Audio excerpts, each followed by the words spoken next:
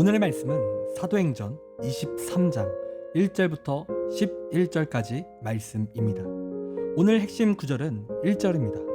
바울이 공회를 주목하여 이르되 여러분 형제들아 오늘까지 나는 범사에 양심을 따라 하나님을 섬겼노라 하거늘. 아멘. 여러분 오늘 본문을 보면 사도 바울이 사내드린 공회에 섰습니다. 여러분 이 사내드린 공회는 당시 유대의 정치와 종교의 중요한 결정을 내리는 최고의 의회이자 법정입니다. 그리고 이 의회는 사두개파와 또 바리새파 이 두 파가 의석을 차지하고 있었습니다. 그리고 이 두 파는 사이가 그렇게 좋지 않았었다라는 거예요. 그리고 오늘 이 두 파가 바울의 부활에 관한 입장을 두고 대립을 하는 모습을 보여준다는. 여러분 그래서 오늘은 이 사두개파와 이 바리새파에 대해서 우리가 함께 살펴보고자 하는데요. 여러분 먼저 이 사두개파는 과거 다윗 시대의 위대한 대제사장이라고 불렸던 사독의 후손들입니다. 그리고 이들은 성전을 중심으로 한 제사장 가문인 거예요.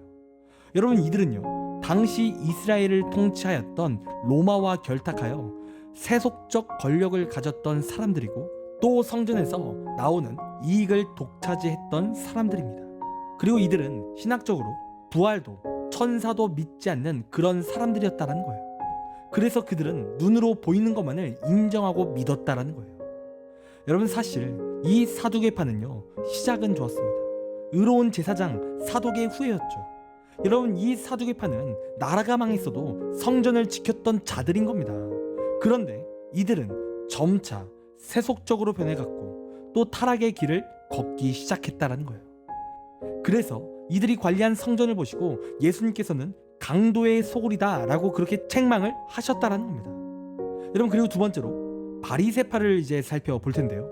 여러분 이 바리새파는요 사두개파와 반대로 세속적 문화를 반대했던 자들입니다. 그래서 그들은 율법을 더욱 엄격히 지킬 것을 서약했던 자들인 거죠. 그리고 해당이라는 조직을 통하여 구약 성경을 읽고 예배하며 백성들의 신망을 얻었던 자들입니다.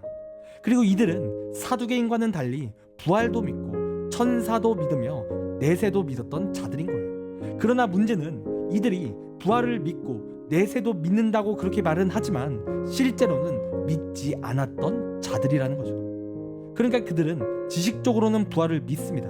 그리고 지식적으로 영적인 세계가 있다고 믿는 거예요. 그런데 실제로는 그들은 믿지 않았다라는 거죠.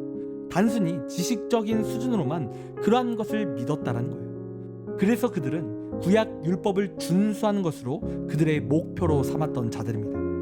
여러분 이들은 열심히 그 율법을 지키려 했던 자들인 거예요. 그리고 이들은 그 율법을 만드신 하나님의 의도를 전혀 파악하지 못한 자들이라는 거죠.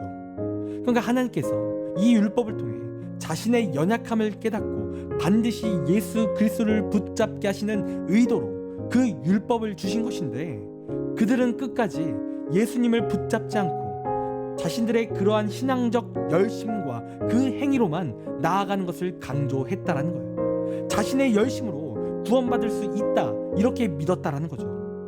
여러분 이 바리새인들도 결국 잘못된 신앙의 길로 나아갔다라는 겁니다. 여러분 오늘 이 사두개파와 또 바리새파 이 두 파를 살펴봤는데요. 여러분 이 두 파는 잘못된 신앙을 우리에게 보여주고 있습니다. 오늘 이들의 잘못된 신앙은 무엇입니까? 여러분 먼저 사두개파는 세속적인 신앙으로 나아갔다는 거예요. 하나님의 성전에서 그들의 권력을 과시하는데 그들의 정성과 힘을 썼고 또 성전을 통해 부당한 이익을 차지하려고 했던 악한 마음이 그들에게 있었다는 거죠. 그러니까 세상의 가치를 따르는 자들이 바로 이들이었다는 거예요. 그리고 바리새파는요 자신의 열심으로만 나아가려고 했던 자들이라는 겁니다. 그들은 율법을 통해 연약함을 깨닫고 예수 그리스도를 의지해야 하는데 자신들의 그 열심만을 위해서 나아갔던 신앙이라는 겁니다. 여러분 이 시간 오늘 우리가 이 두 파의 문제를 보았습니다. 그리고 우리가 이 말씀을 통해 우리도 이 두 파의 문제점이 나의 신앙 가운데 있지 않은지 이 시간 우리가 살펴봐야 될 줄 믿습니다. 여러분 혹시 하나님의 말씀보다 세속적인 가치가 여러분의 삶에 혹시 더 중요하신 분들이 있으십니까? 말씀보다 내 성공이, 말씀보다 내 물질이 더 중요하지는 않으십니까? 여러분, 만약에 그런 모습이 있다면 그 모습이 바로 사두개인의 모습입니다. 그리고 두 번째로, 나의 열심만을 위해 나아가는 신앙이 있는지를 우리가 살펴봐야 되는 거예요. 여러분, 우리가 하나님의 은혜를 구해야 하는데 내 행위가 앞서지 않았는지 우리가 살펴봐야 한다는 거죠.